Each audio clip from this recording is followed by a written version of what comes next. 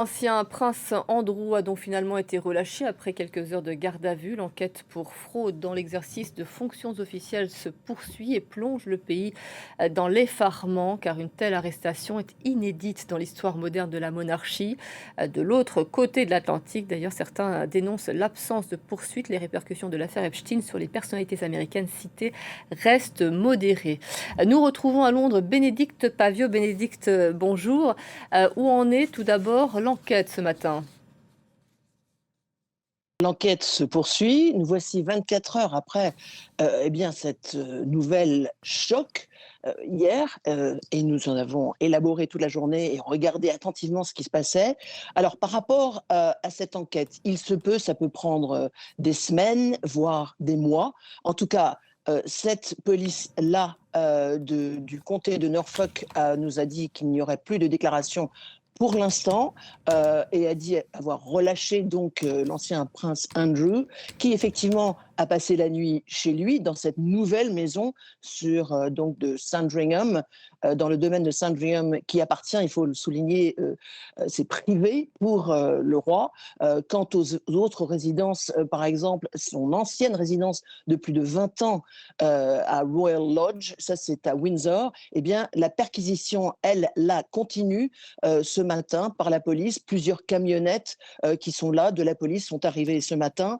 Et il faut dire que l'onde de choc continue.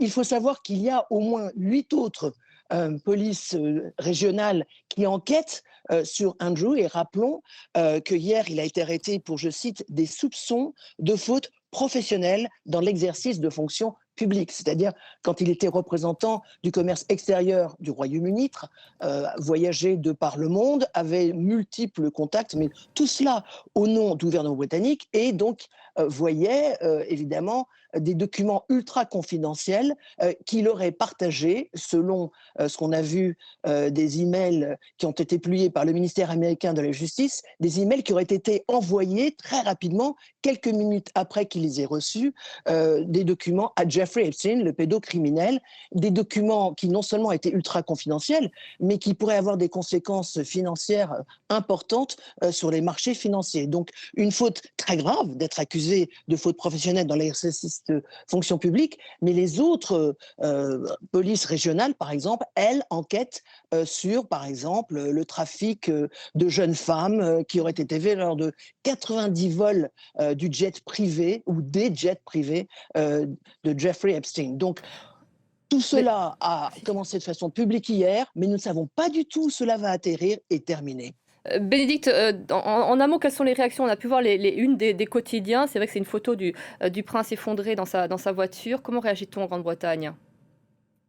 Alors, le public est choqué, mais en fait satisfait de voir que nul n'est au-dessus de la loi, comme bien l'a confirmé hier le Premier ministre britannique Keir Starmer, aussi le roi qui a réitéré qu'ils étaient prêts à coopérer absolument pleinement avec la police. Bon, on va voir où tout cela effectivement atterrit, mais ce qui est important de noter, c'est que le Parlement ne siège pas actuellement jusqu'à la semaine prochaine. Lors de cette rentrée du Parlement la semaine prochaine, je pense qu'il va y avoir de sérieuses questions posées au Premier ministre et aux ministres divers euh, sur ce qui s'est passé hier et aussi sur les possibles suites et conséquences. Il est huitième dans l'ordre de succession, l'ancien prince déchu. Tout cela, c'est quand même inquiétant avec ce qui se passe et ces multiples enquêtes policières. Je vous remercie beaucoup, Bénédicte. On continuera de suivre cela avec vous, bien évidemment.